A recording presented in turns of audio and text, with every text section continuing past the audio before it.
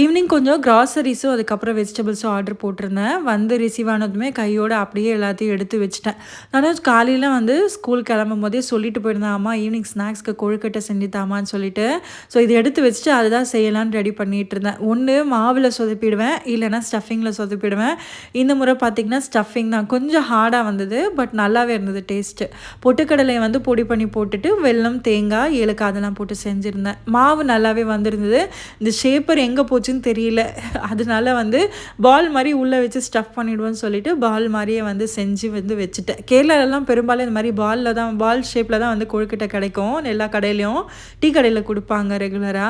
So அதே மாரி செஞ்சிருந்தேன். Taste வந்து ரொம்பவே சூப்பரா வந்திருந்தது. ஸோ சாப்பிட்டுட்டு அதுக்கப்புறம் இந்த ட்ரை ஃப்ரூட்ஸ்லாம் வந்து பார்த்தீங்கன்னா, தீபாவளி அப்ப இருந்து அப்படியே இருக்கு. ரீஃபில் பண்ணாம, அந்த ஜார்லாம் நல்லா கழுவிட்டு, சன் ட்ரை பண்ணிட்டு, அதுக்கப்புறம் வந்து எல்லாத்தையும் வந்து ஒன் பை ஒன்னா எல்லாம் ரீஃபில் பண்ணி எடுத்து வச்சுட்டேன்.